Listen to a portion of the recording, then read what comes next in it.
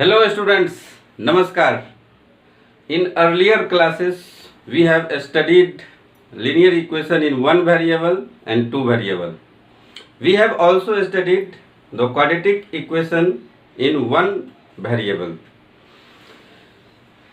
We have seen the equation x square plus 1 is equal to 0. This gives no real solution. Why?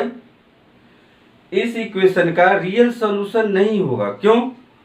क्योंकि जब आप इसको solve करने जाएंगे तो x square is equal to -1 होगा. And we know that the square of every real number is non negative. Square of every real number is non negative. आप कोई एक ऐसा नंबर बता सकते हैं जिसका स्क्वायर -1 होगा? ये पॉसिबल है? ये पॉसिबल नहीं है. तो क्या इस इक्वेशन का कोई सॉल्यूशन ही नहीं है? इस इक्वेशन का कोई सॉल्यूशन है या नहीं है? तो इसके लिए हमें क्या करना पड़ेगा? We need to extend the our real number system to a larger system. यानी अब आपको क्या करना पड़ेगा? रियल नंबर सिस्टम को बड़ा करना पड़ेगा, so that we can find this type of solution of this type of equation. Actually में हम क्या करते हैं कॉम्प्लेक्स नंबर में? मेन ऑब्जेक्टिव क्या है? जैसे आपका एक क्वाड्रेटिक इक्वेशन है ax² plus bx plus c. आपको पता है कि ये जनरल फॉर्म होता है क्वाड्रेटिक इक्वेशन का, जहां a b c are real numbers, a is not equal to 0. If discriminant भी आपको पता होगा, 10th क्लास में पढ़ चुके हैं. b² - 4ac is less than 0, then this equation has no real roots. इसका कोई रियल रूट नहीं होता है. तो if d is less than 0 then equation has no real root. Real root नहीं है तो फिर इसको सॉल्व कैसे करेंगे? तो वही चीज हम इस चैप्टर में पढ़ेंगे, कॉम्प्लेक्स नंबर में पढ़ेंगे कि जब डिस्क्रिमिनेंट लेस देन 0 है तो हम क्या करने वाले हैं. तो हमारे पास इक्वेशन क्या है?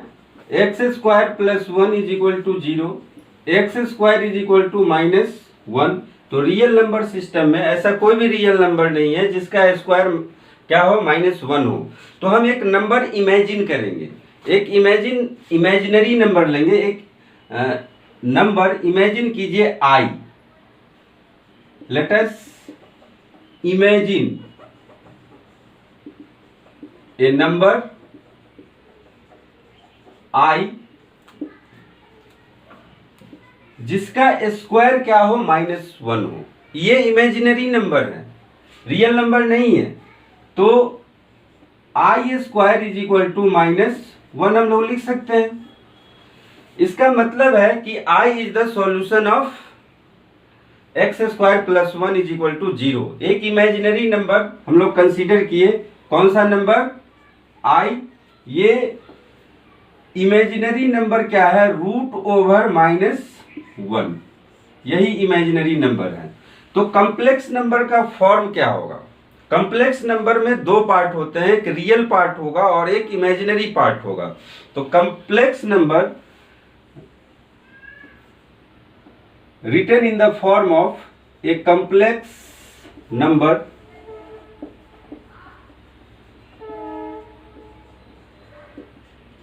Written in the form of,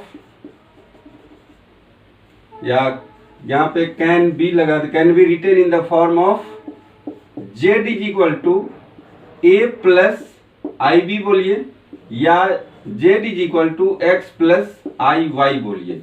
दोनों एक ही चीज है.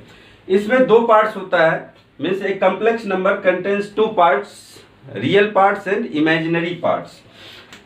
तो एक कॉम्प्लेक्स नंबर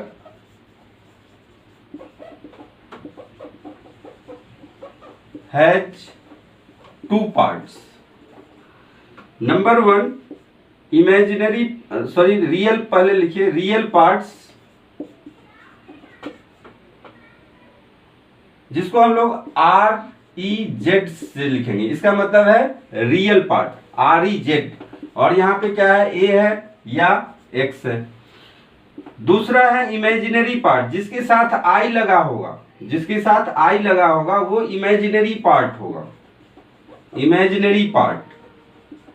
इसको हम लोग IMZ, इसका मतलब है IMZ का मतलब इमेजिनरी पार्ट या imaginary part of complex number. ये क्या है, B होगा या Y होगा। तो कॉम्प्लेक्स नंबर का एग्जाम्पल क्या होगा, कॉम्प्लेक्स नंबर का एग्जाम्पल होगा बहुत सारा, आप लिख सकते हैं 2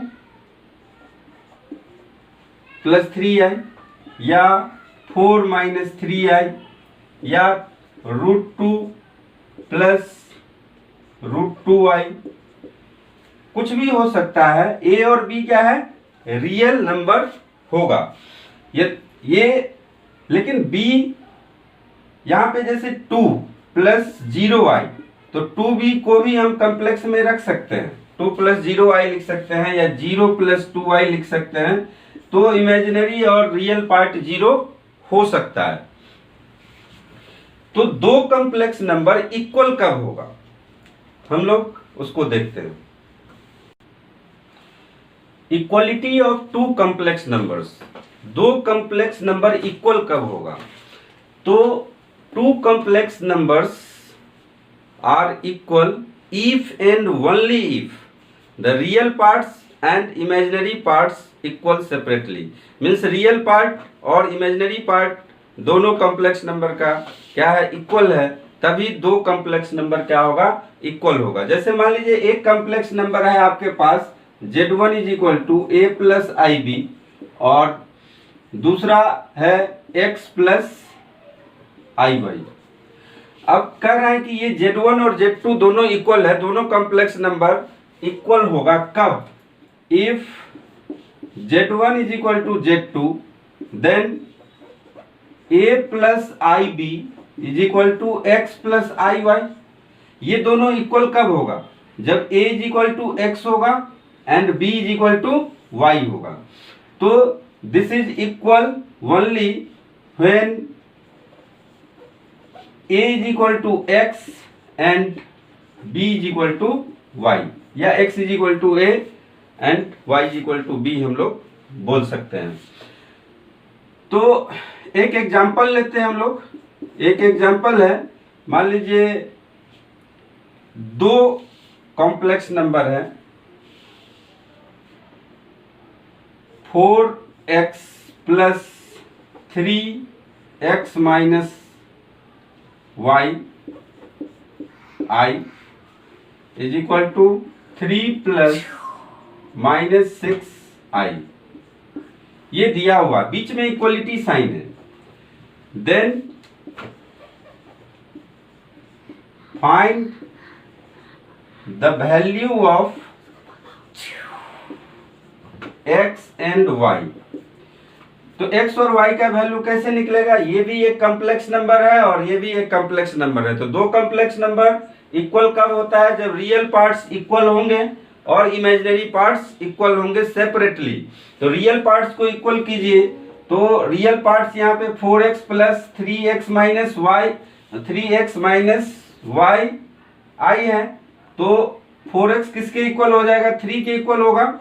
4x = 3 यानी कि x = 3/4 मिलेगा।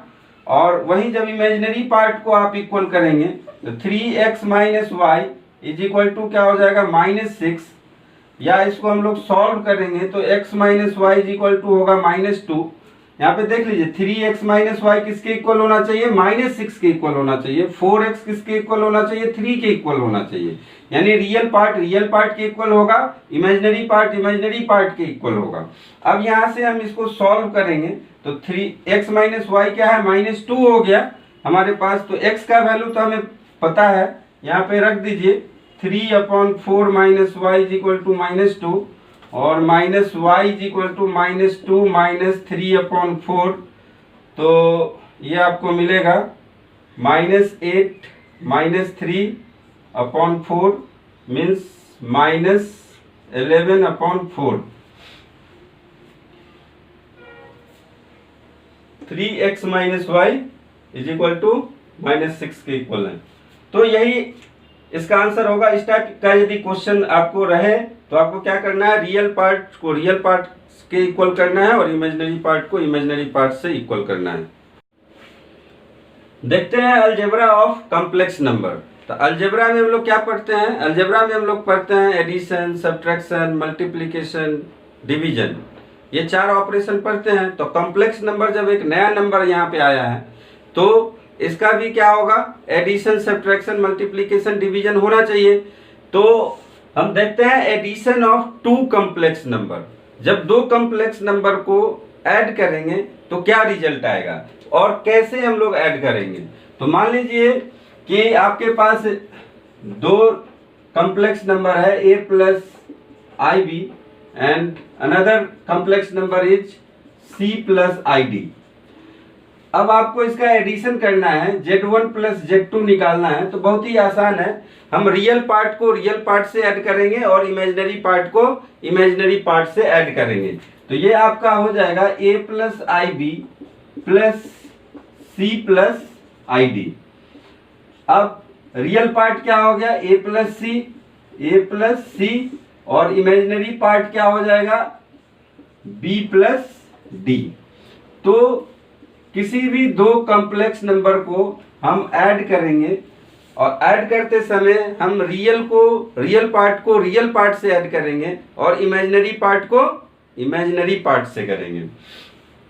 तो जिस तरीके से हम रियल नंबर में या रेशनल नंबर में या इंटीजर्स में उसके कुछ प्रॉपर्टीज पढ़े थे, उनके कुछ प्रॉपर्टीज होते हैं, उसी तरह कॉम्प्लेक्स नंबर्स के भी प्रॉपर्टीज होते हैं जो रियल नंबर्स के होते हैं। जैसे the addition of complex number satisfy the following properties.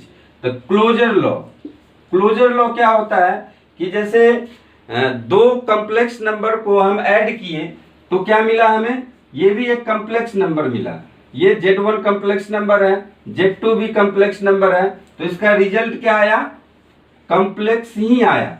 तो कॉम्प्लेक्स प्लस कॉम्प्लेक्स क्या होगा, कॉम्प्लेक्स ही होगा ना, डबल कॉम्प्लेक्स हो जाएगा, है ना। कोई भी चीज को आप कॉम्प्लेक्स बनाएंगे तो और ज्यादा कॉम्प्लेक्स होगा। तो वही चीज है यहाँ पे कि जब 2 कॉम्प्लेक्स नंबर को ऐड किए तो कॉम्प्लेक्स नंबर ही मिला। इसका मतलब है कि ये क्लोजर लॉ को फॉलो करता है। उसी तरह the commutative law famous law है, आप लोग पहले से जानते हैं और सबसे सिंपल लॉ है, z1 plus z2 is equal to क्या हो जाएगा, z2 plus z1। z1 plus z2 कीजिए या z2 प्लस z1 कीजिए, दोनों का वैल्यू क्या होगा, सेम ही मिलेगा।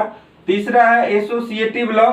ये एडिशन में बहुत ही हेल्पफुल होता है कि जैसे आप लोग पढ़े होंगे 6-7 क्लास में ही पढ़े होंगे एसोसिएटिव लॉ। यहाँ पे फिर से आया है, कॉम्प्लेक्स नंबर के लिए एसोसिएटिव लॉ क्या है, सेम ही है। तो z1 plus z2 plus z3 है। तो आप पहले z1 और z2 को प्लस कीजिए या नहीं तो आप z2 और z3 को प्लस कीजिए, रिजल्ट सेम ही आएगा। z1 को z2 से प्लस कीजिए प्लस z3 कीजिए या नहीं तो z2 को z3 से कीजिए और फिर z1 कीजिए, एक ही रिजल्ट आना है।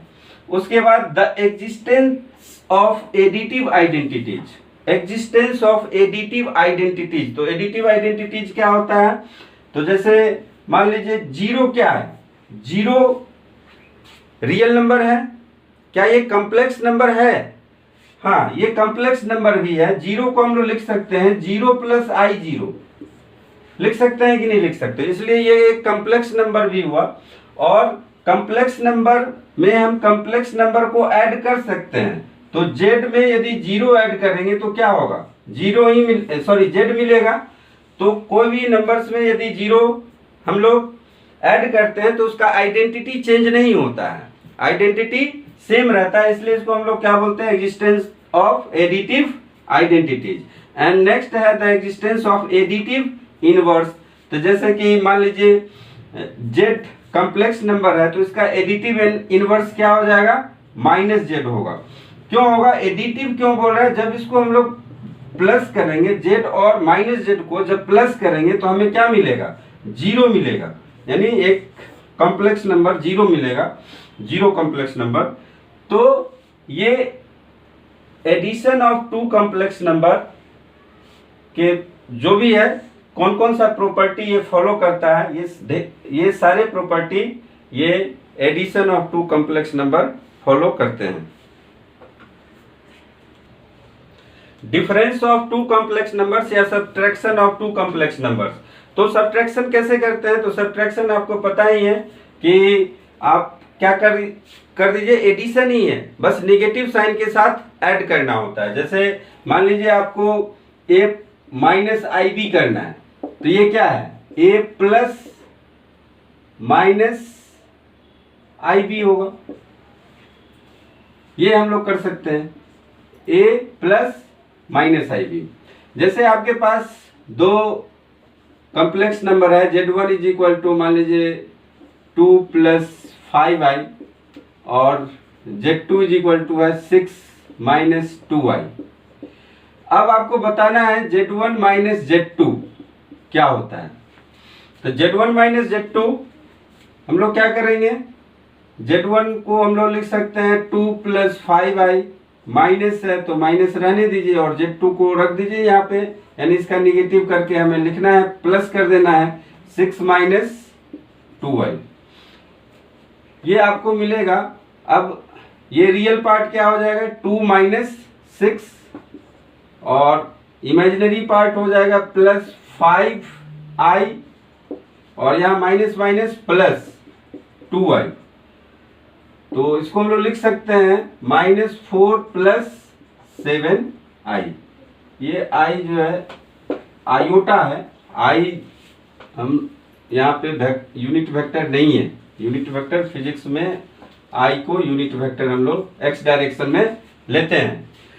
फिजिक्स में हम लोग i को क्या लेते हैं, x डायरेक्शन के अलोंग यूनिट वेक्टर होता है, लेकिन यहाँ पे i का मतलब क्या है, आयोटा है, आयोटा, IOTA, आयोटा। उसके बाद multiplication, multiplication of two complex number, multiplication of two complex numbers. जैसे आपके पास मान लीजिए कि ये z1 है, a plus i b and z2 है, इसको हम लोग लेते हैं c plus i D. z1 z2 है, आपको बताना है z1 इंटू z2 मल्टीप्लाई करेंगे तो क्या होगा, तो ये हो जाएगा a plus i b multiplied by c plus i d. कुछ नहीं है, जो अलजेब्रा का रूल है, रियल नंबर्स का रूल है, वो सारे यहाँ पे फॉलो होंगे।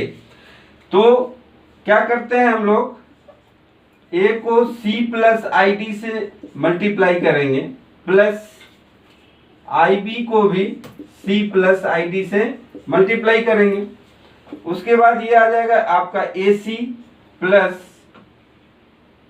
आई ए डी, और फिर ये जो है आई बी सी आ जाएगा i इंटू बी सी, और फिर plus i square B D आएगा, i B into i D, i square B D, और यहाँ पे ए सी हो गया ए इंटू आई डी, सही है। तो आई वाले को एक जगह कीजिए, और ये आई स्क्वायर बी डी है, तो हमने क्या बोला था कि आई स्क्वायर एक नंबर है, आई एक नंबर है जिसका स्क्वायर -1 होता है, आई एक नंबर है जिसका स्क्वायर -1 होता है। तो यहाँ पे हम लोग आई स्क्वायर की जगह में क्या लिख सकते हैं, -1 लिख सकते हैं। तो ए सी प्लस आई यहाँ पे कॉमन लीजिए, a D plus B C, और ये हो जाएगा -1 हो गया बी डी। तो 1 को लिखिए चाहे मत लिखिए यहाँ पे, तो इसको हो जाएगा A C minus B D plus i A D plus B C, ये होगा मल्टीप्लीकेशन। इस तरीके से हम लोग मल्टीप्लाई करेंगे दो कॉम्प्लेक्स नंबर को। देखते हैं ये कौन कौन से प्रॉपर्टीज को फॉलो करता है। The multiplication of complex numbers possesses the following properties like closure law. Closure law अब आप लोग समझ गए होंगे कि दो कॉम्प्लेक्स नंबर को जब मल्टीप्लाई करेंगे तो क्या मिलेगा, हमें कॉम्प्लेक्स नंबर ही मिलेगा। हमने दिखाया है कि दो कॉम्प्लेक्स नंबर को मल्टीप्लाई करने के बाद कॉम्प्लेक्स नंबर ही मिलता है, तो इसलिए इसको हम लोग क्लोजर लॉ बोलेंगे कि उसको फॉलो कर रहा है। द कम्यूटेटिव लॉ आपको पता है, Z1 इंटू Z2 कीजिए या Z2 इंटू Z1 कीजिए, एक ही रिजल्ट आएगा। एसोसिएटिव लॉ 3 मान लीजिए आपके पास कॉम्प्लेक्स नंबर है, तो Z2 को Z3 से कीजिए, फिर Z1 से मल्टीप्लाई कीजिए, या नहीं तो आप Z1 को Z2 से मल्टीप्लाई कीजिए और फिर Z3 से कीजिए, रिजल्ट सेम ही आएगा। या नहीं तो आप Z1 इंटू Z3 कीजिए और फिर Z2 से मल्टीप्लाई कीजिए, तीनों केस में रिजल्ट क्या होगा, सेम ही आएगा। तो ये एसोसिएटिव यानी एसोसिएट करके किसी से भी कर सकते हैं। पहले the existence of multiplicative identity. अब 1 क्या एक कॉम्प्लेक्स नंबर है, 1 भी एक कॉम्प्लेक्स नंबर है। कैसे 1 को हम लोग लिख सकते हैं 1 प्लस I0, लिख सकते हैं कि नहीं लिख सकते हैं, लिख सकते हैं, बिल्कुल लिख सकते हैं, क्योंकि रियल और इमेजिनरी पार्ट रियल होने चाहिए, 0 भी रियल नंबर है। तो मल्टीप्लिकेटिव आइडेंटिटी मतलब ऐसा नंबर जिसको मल्टीप्लाई करने से आइडेंटिटी चेंज ना हो। जैसे कि Z को 1 से मल्टीप्लाई कर देंगे तो क्या मिलेगा, Z ही तो मिलेगा, इसका आइडेंटिटी चेंज हुआ नहीं, चेंज हुआ। तो मल्टीप्लिकेटिव आइडेंटिटी क्या हो गया, कॉम्प्लेक्स नंबर का 1 हो गया। उसी तरह the existence of multiplicative inverse. Multiplicative inverse कहने का मतलब है कि Z इंटू 1 अपॉन Z करेंगे तो 1 मिलेगा, यानी इसको हम लोग Z 1 अपॉन Z को Z इनवर्स लिख सकते हैं। तो ये क्या हो गया, मल्टीप्लिकेटिव इनवर्स हो गया, जिसका प्रोडक्ट क्या हो गया, प्रोडक्ट क्या मिलेगा, हमें 1 मिलेगा। तो Z इनवर्स हम लोग कैसे कैलकुलेट करेंगे, तो कोई भी कॉम्प्लेक्स नंबर है, मान लीजिए कि A प्लस IB है Z, तो Z इनवर्स कितना होगा, तो Z इनवर्स हो जाएगा 1 अपॉन Z, या नहीं तो इसको हम लोग लिख सकते हैं Z inverse is equal to 1 upon A plus IB। अब हम इसको रेशनलाइज करेंगे। रेशनलाइज करने के लिए क्या करना होता है, इसके कंजुगेट से मल्टीप्लाई कर दीजिए ऊपर नीचे। मल्टीप्लाई कहाँ करना है, ऊपर नीचे। ऊपर नीचे कहने का मतलब समझना है कि न्यूमरेटर और डिनोमिनेटर, ऊपर का मतलब न्यूमरेटर और नीचे का मतलब डिनोमिनेटर होता है। तो यहाँ पे आपको मिल जाएगा A माइनस बी और ये होगा A square, A plus IB, A minus IB, वो आइडेंटिटी यहाँ पे लगेगा कॉम्प्लेक्स नंबर में भी। तो A square minus IB whole square हो जाएगा और ये आपको देगा A minus IB upon A square minus I square B square. और I स्क्वायर हमें पता है एक ऐसा इमेजिनरी नंबर है जिसका स्क्वायर -1 होता है। तो हाँ, हम मल्टीप्लिकेटिव इनवर्स की बात कर रहे थे, तो मल्टीप्लिकेटिव इनवर्स हम आपको निकाल के दिखा रहे हैं। 3 प्लस 4i है, मान लीजिए एक कॉम्प्लेक्स नंबर। तो मल्टीप्लिकेटिव इनवर्स इसका मतलब है Z इनवर्स, इसका मतलब है 1 अपॉन Z आपको निकालना है। 1 अपॉन Z का मतलब है 1 अपॉन 3 प्लस 4i। तो हम लोग क्या करते हैं, इसके कंजुगेट से ऊपर नीचे मल्टीप्लाई कर देते हैं। ऊपर नीचे कहने का मतलब है कि न्यूमरेटर और डिनोमिनेटर में हम लोग क्या करते हैं, मल्टीप्लाई कर देते हैं। तो जब आप मल्टीप्लाई करेंगे तो आपको मिलेगा 3 माइनस 4i अपॉन ये A प्लस बी और A माइनस बी के आइडेंटिटी में है। अलजेब्रिक आइडेंटिटी आप लोग जानते हैं, यहाँ पे एप्लीकेबल है। तो इसको हम लोग लिख सकते हैं 3a square minus 4i square. ये हो जाएगा आपका 3 माइनस 4i अपॉन ये 9 माइनस 16i स्क्वायर। और i स्क्वायर क्या होता है, -1 होता है। तो i स्क्वायर का वैल्यू जब आप -1 रखेंगे तो क्या मिलेगा, 16 इंटू -1, और -1 माइनस माइनस क्या हो जाएगा, प्लस हो जाएगा। यहाँ पे डायरेक्ट आप प्लस लिख सकते हैं। तो आप देखेंगे कि ये आपको मिल गया 3 अपॉन 25 प्लस -4 अपॉन 25i। ये इसका क्या होगा, 3 प्लस 4i का मल्टीप्लिकेटिव इनवर्स होगा। और मल्टीप्लिकेटिव इनवर्स को आप चेक कैसे करेंगे, तो Z into Z inverse is equal to 1 होना चाहिए। तो आप मल्टीप्लाई करके देख लीजिए कि 1 हो रहा है कि नहीं हो रहा है। वहीं यदि Z is equal to 3 minus 4i है, तो यहाँ पे प्लस था, यहाँ पे माइनस है, तो हम लोग क्या करेंगे, Z इनवर्स या मल्टीप्लिकेटिव इनवर्स निकालने के लिए हम लोग 1/z करेंगे और ये हो जाएगा 1/3 माइनस 4i। अब यहाँ पे माइनस है तो इसका कंजुगेट क्या हो जाएगा, 3 + 4i होगा। तो 3 + 4i से आप मल्टीप्लाई कर दीजिए, 3 + 4i न्यूमरेटर और डिनोमिनेटर दोनों में।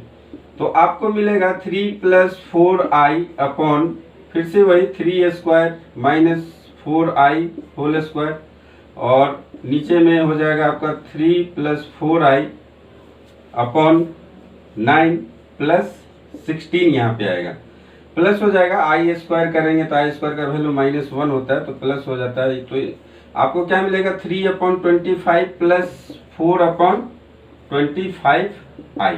तो देख सकते हैं कि जब यहाँ पे माइनस है तो यहाँ पे +4 ले रहे हैं और जब यहाँ पे प्लस है तो यहाँ पे क्या हो जाएगा, -4 हो जाएगा। बस ये आपको ध्यान में रखना है। अब हम लोग देखते हैं डिवीजन ऑफ 2 कॉम्प्लेक्स नंबर कैसे हम लोग करेंगे। तो डिवीजन का मतलब है, मान लीजिए आपके पास 2 कॉम्प्लेक्स नंबर है, उसको डिवाइड कर रहे हैं Z2 से। Z2 का कंडीशन क्या होना चाहिए, इज नॉट इक्वल टू 0। ये 0 कॉम्प्लेक्स नंबर नहीं होना चाहिए। या इसको हम लोग क्या कर सकते हैं, Z1 को मल्टीप्लाई करेंगे 1/Z2 से। तो सिंपल है कि Z2 का क्या करना है, हमें मल्टीप्लिकेटिव इनवर्स निकालना है और Z1 में मल्टीप्लाई कर देना है। तो इस तरीके से हम डिवीजन भी बता सकेंगे। यदि हमको मल्टीप्लिकेटिव इनवर्स निकालने आता है तो डिवीजन आसान हो जाएगा आपका, आप आसानी से उसको कर पाएंगे। मान लेते हैं एक कॉम्प्लेक्स नंबर आपका क्या है, 6 + 3i और दूसरा है Z2 = 2 - i। अब Z1 को Z2 से डिवाइड करना है, यानी आपको फाइंड आउट करना है Z1/Z2, या आप कह सकते हैं कि आपको करना है Z1 × 1/Z2। और 1/Z2 क्या है, मल्टीप्लिकेटिव इनवर्स ऑफ Z2 है। तो आपको मल्टीप्लिकेटिव इनवर्स ऑफ Z2 निकाल लेना है। तो multiplicative inverse of Z2 means 1/Z2 और ये आपका हो जाएगा 2 - i। इसको मल्टीप्लाई कर दीजिए 2 + i से ऊपर नीचे, तो आपको क्या मिलेगा। तो ऊपर में आपको मिल गया 2 + i डिवाइडेड बाई 2² यानी कि 4 माइनस 2i²। तो 2i² क्या हो जाएगा, 4, 2i² नहीं होगा, i² होगा, i²। ये हो जाएगा 2 + i अपॉन 4 + 1 हो जाएगा। i² होता है -1, तो यहाँ पे +1 हो जाएगा माइनस माइनस। तो ये आपको मिलेगा 2/5 + 1/5i। ये मल्टीप्लिकेटिव इनवर्स है। अब आपको डिवाइड करने का मतलब है कि Z1 को इससे मल्टीप्लाई कर दीजिए। तो Z1 है 6 + 3i और Z2 का इनवर्स मल्टीप्लिकेटिव इनवर्स है 2 + 1, 2 + i लिखिए अपॉन 5, 2 + i अपॉन 5। ये 2 + i अपॉन 5 ही है, इसको हम लोग 5 लिख सकते हैं। उसके बाद 1/5 तो कॉमन है, ये मल्टीप्लाई कर दीजिए अब 6 + 3i को 2 + i से। तो सिंपल मल्टीप्लिकेशन अब लगाइए, 6 × 2 = 12 और 3i × i क्या हो जाएगा, 3i²। 3i² मतलब -3 और ये फिर क्या हो जाएगा 6i + 6i, 6i + 6i, यही आपको मिलेगा 6i और 3 × 2 = 6i। तो ये मिल गया और 6 × 2 = 12 और 3 × 1 = 3, i² है तो -3। तो ये आपको आ गया 1/5 9 + 12i। तो ये आपका आंसर होगा। Power of i, power of i क्या होगा, i मतलब आयोटा से है, आई को हम लोग इमेजिनरी नंबर बोलते हैं, लेकिन इसका फुल फॉर्म क्या होता है, आयोटा।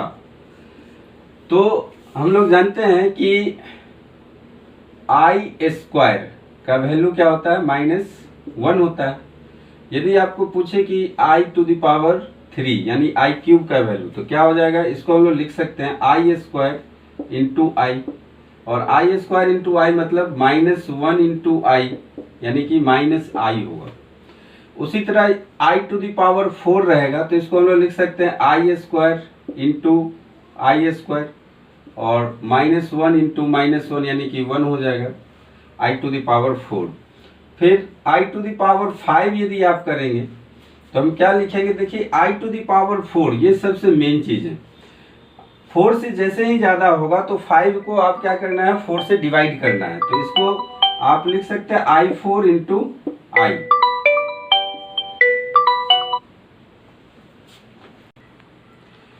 तो i4 इंटू आई को हम लोग क्या करेंगे, ये 1 हो जाएगा इंटू आई, आई हो गया। उसी तरह आई टू द पावर 6 करेंगे तो क्या हो जाएगा, i to the power 4 into i to the power 2 लिख सकते हैं, 4 + 2 6 होता है।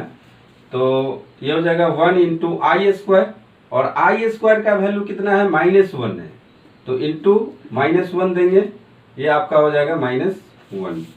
उसी तरह आई टू द पावर आपका 7 है तो ये हो जाएगा i to the power 4 into i to the power 3, और ये फिर से 1 into i to the power 3 का वैल्यू क्या है, -i है, तो -i रख देंगे तो -i। उसी तरह आई टू द पावर 8 जब रखेंगे तो i to the power 4 into i to the power 4 is equal to क्या हो जाएगा, 1 इंटू 1 यानी कि 1। तो सिंपल है कि आप देख रहे हैं कि i है, आई टू द पावर 1 i ही होगा, i -1 -i 1। तो 4 का जब मल्टीपल होता है यानी आई टू द पावर 4 है, पावर में 4 का यदि मल्टीपल हो तो वैल्यू क्या हो जाता है, 1 हो जाता है।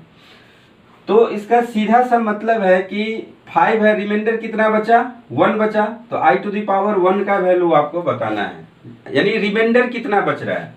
यदि आप कोई भी नंबर है, मान लीजिए आई टू द पावर 19 आपको बताना है, तो इसको आप 19 को 4 से डिवाइड कीजिए।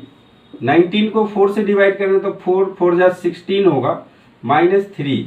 आपके पास रिमाइंडर कितना बचा, आपके पास रिमाइंडर 3 बचा, तो यही आई टू द पावर 3 का वैल्यू ही इसका आंसर होगा, यानी i to the power 19 is equal to -i होगा।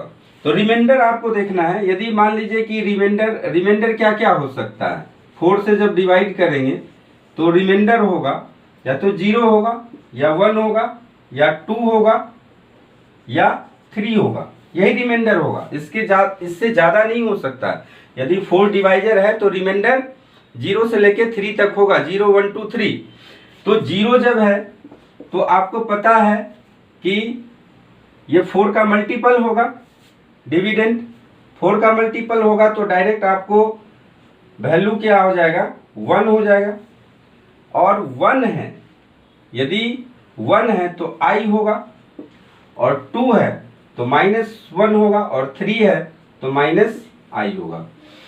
तो 0 है तो 1, 1 है तो i रिमाइंडर। और यदि आपका देखिए यहाँ पे 5 को 4 से डिवाइड करेंगे तो क्या रिमाइंडर बचेगा, 1 बचेगा, तो इसलिए i है। और जब 2 है तो क्या बच गया, -1। और जब 3 है तो देख सकते हैं remainder i to the power 7 है, तो 7 को 4 से डिवाइड करेंगे तो कितना बचेगा, रिमाइंडर 3, तो i to the power 3 -i है, तो -i है। तो ये सीक्वेंस आपको याद रखना है, 1i -1 -i। रिमाइंडर आपको चेक करना है कि रिमाइंडर क्या है। वहीं दूसरी बात ये है, अब आप कोई भी वैल्यू है, कितना भी बड़ा वैल्यू हो, मान लो 197 है, इसका वैल्यू कितना होगा, तो 197 को आप 4 से फटाक से डिवाइड कीजिए, तो 4 4 जा 16 -3 7 4 9 जा 36 -1, रिमाइंडर 1 बचा। तो i to the power 1 i to the power 1 क्या हो जाएगा, आई हो जाएगा। ये इसका आंसर होगा। आप बता सकते हैं आप, यानी कि पावर आपका किस फॉर्म में है, 4k प्लस 3 के फॉर्म में है, 4k प्लस 3 के फॉर्म में है। तो i to the power cube का वैल्यू रखना है और 4k I to the power 4k है तो क्या हो जाएगा, 0 हो जाएगा। I to the power 4k है तो रिमाइंडर क्या होगा, 0 है तो क्या होगा, 1 इसका वैल्यू होगा।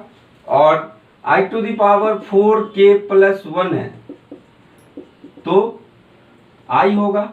और i to the power 4k plus 2 है तो कितना हो जाएगा, -1 होगा। और i to the power 4k plus 3 है तो -i होगा। तो ये फॉर्म आपको याद रखना है।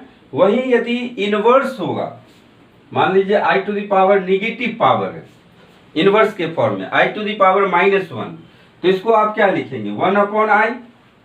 और 1/i है तो आई से यदि आप मल्टीप्लाई करेंगे तो ऊपर हो जाएगा i, नीचे हो जाएगा i², तो i/-1 यानी कि -i, i to the power -1। Same ही चीज है, अब आपको सिर्फ डिनोमिनेटर में चेक करना है कि कैसे आएगा। i -2 है तो 1/i² और 1/i² -1 होता है तो ये हो जाएगा -1। आई टू द पावर 3 है तो -3 है तो i² इंटू i यानी 1/-i। और 1/-i कहने का मतलब जब i से इसको मल्टीप्लाई करेंगे तो i/1 तो i मिलेगा। तो यदि ये फॉर्म आपको याद है तो डिनोमिनेटर में कितना होगा वैल्यू आप डायरेक्ट बता सकते हैं। जैसे कि आई टू द पावर -16 है, आई टू द पावर -16, तो इसको हम लोग क्या लिखेंगे, आई टू द पावर 16। और आई टू द पावर 16 का वैल्यू क्या हो जाए, 4 का मल्टीपल है तो 1 होगा, तो 1 डायरेक्ट बता दिए। उसी तरह आई टू द पावर मान लीजिए -34 है तो आई टू द पावर -34 इसको हम लोग लिख सकते हैं i to the power 1/i to the power 34। और इसको हम लोग लिख सकते हैं i to the power 8 into 4 plus 2, यानी कि जो वैल्यू आएगा 1/i² आएगा। और i² आएगा इसका मतलब है कि 1/-1 यानी कि -1 डायरेक्ट आप बता सकते हैं। तो एक्सरसाइज में बहुत सारा क्वेश्चन है, हम लोग फिर करेंगे।